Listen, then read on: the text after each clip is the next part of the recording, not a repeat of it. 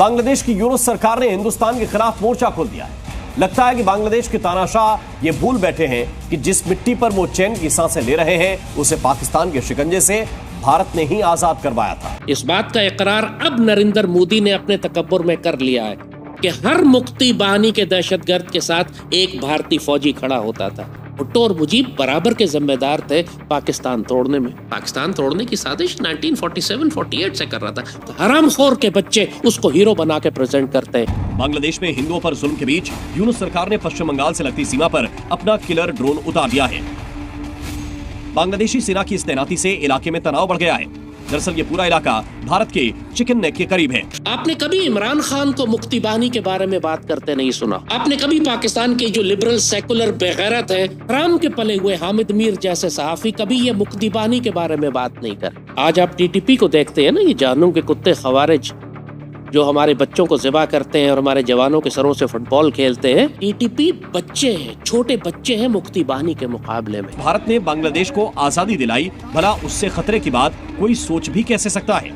लेकिन बांग्लादेशी सेना के TB2 किलर ड्रोन्स की तैनाती से जमीन के साथ साथ हवा में भी भारत के साथ तनाव बढ़ना लाजमी है। बाबा साहब भीमराव अम्बेडकर ने 1946-47 में ही देश की जनता को इस बारे में आगाह किया था कि भारत का बंटवारा होने मत दीजिए, और अगर होता है तो फिर आर पार की लड़ाई, आर पार की व्यवस्था हो जाए। आज की तारीख में पाकिस्तान ने 400 से ज्यादा मंदिर तोड़े।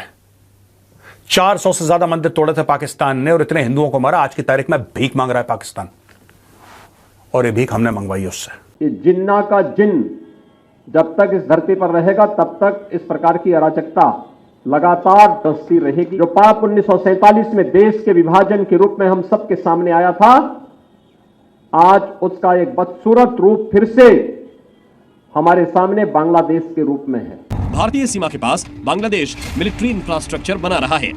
उत्तरी बंगाल में चिकन नेक के पास 2 जगहों पर एयर स्ट्रिप को नए सिरे से बनाया जा रहा है। भूखे नंगो, इंडिया कुछ नहीं चाहता। तुम्हें एक दूसरे को मारना है, मारो, नहीं मारना मत मारो, हमारी बला से। हिंदुओं को मत छेड़ना। ये भिखमंगे, हमारी भीख पे पलने वाली कौम आज की तारीख में हमें सिखा रही है। ये 2 कौड़ी का स्टूडेंट लीडर नाहिद इस्लाम इंडिया को सिखा रहा है कि तुम नहीं चाहते, हम नहीं बेटा, हम चाहते हैं, इसलिए तुम्हारा वजूद है। इंडियन आर्मी अगर नहीं चाहती, उस समय जनरल सैम मानेकशॉ बोलता कि यार कोने में लगो, जरा लेफ्ट मुड़ जाना। जय हिंद दोस्तों, नमस्कार दोस्तों। बांग्लादेश अब पाकिस्तान की राह पर चल रहा है और भारत के खिलाफ एक और फ्रंट खुलने वाला है, क्योंकि बांग्लादेश ने पाकिस्तान और टर्की से हथियार लेने शुरू कर दिए हैं और बांग्लादेश उन हथियारों को हिंदुओं और भारत के खिलाफ ही यूज करेगा। बांग्लादेश ने टर्की से लिए ड्रोन को भारत के बॉर्डर पर तैनात कर दिए हैं। बांग्लादेश से आतंकवादी भारत में घुस सकते हैं, क्योंकि जिन आतंकवादियों को यूनुस सरकार ने जेलों से रिहा किया है, अब वो भारत में ही घुसेंगे और ये भारत के लिए एक बुरी खबर है। बांग्लादेश में जिहादियों के हिंदुओं पर अत्याचार रुकने वाले नहीं है, क्योंकि इसमें पाकिस्तान की ISI भी बांग्लादेशी जिहादियों का साथ दे रही है। अब भारत सरकार को ही हिंदुओं को बचाने के लिए बांग्लादेश का इलाज करना पड़ेगा। बांग्लादेश की जिहादी यूनुस सरकार को सबक सिखाना पड़ेगा। भारत सरकार को बांग्लादेश को जाने वाली बिजली, दवाइयों, खाद्य पदार्थों पर रोक लगानी पड़ेगी। जब तक भारत सरकार ऐसा नहीं करेगी तब तक ये जिहादी रुकने वाले नहीं है। जब ये बंगाली भूखे मरेंगे तभी इनकी अकल ठिकाने आएगी और ये हिंदुओं पर अत्याचार करना बंद करेंगे। मैं बांग्लादेश को सिर्फ एक बात कहना चाहता हूं, तुम्हें तुम्हारे देश में आग लगानी है, कल लगानी है, आज लगाओ, आज लगानी है, अभी लगाओ,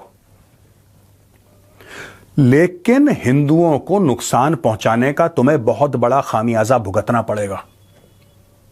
your country will be perpetually डिस्टेबलाइज्ड।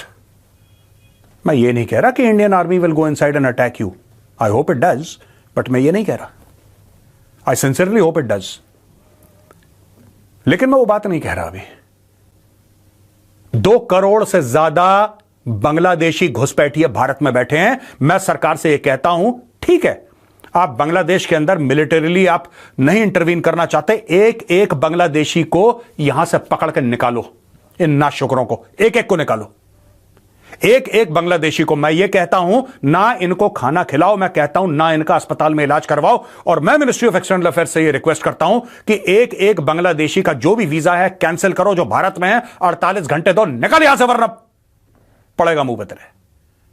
किसी बांग्लादेशी को अंदर नहीं आने देना, घुट के रहने दो वहीं पे। कहना जाओ बेटा, अब्बू अब्बू करके चीन के पास जाओ, चीन मदद करेगा। तुम्हें हिंदुओं के ऊपर हमला करना है, आई विल टेल यू, ठीक है, I will tell you.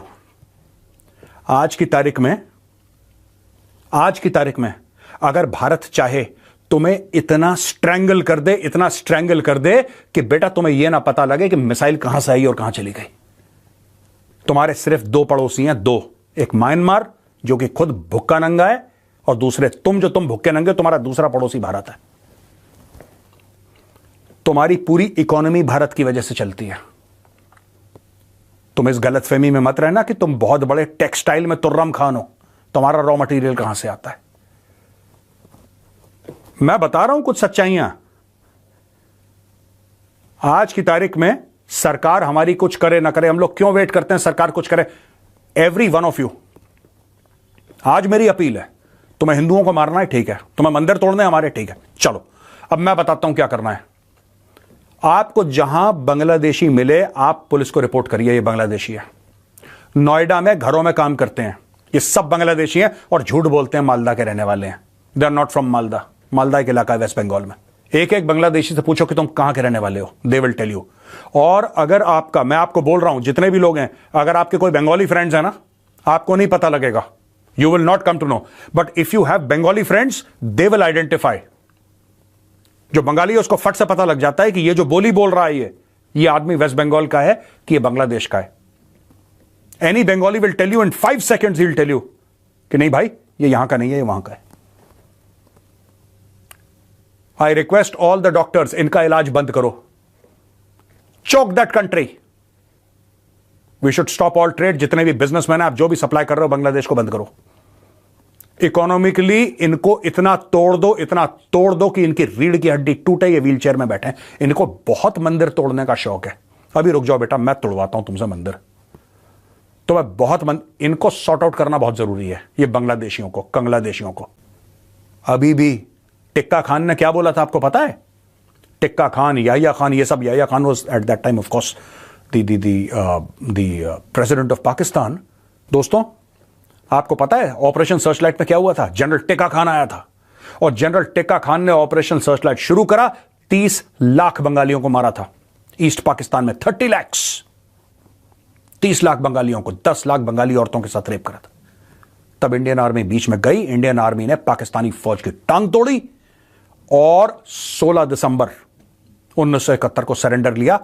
Indian army, navy और एयरफोर्स के बल से बांग्लादेश बना। We made Bangladesh. एहसान फरामोश, we made Bangladesh, not you. तुम्हारी गंद हिस्ट्री पढ़ाई गई है, तुम्हारी गंद 2 कौड़ी का जो तुम्हें इतिहास पढ़ाया गया है, that is all fraud, that is bloody fake. The Indian armed forces created Bangladesh. General Sam Manekshaw was Chief of Army Staff.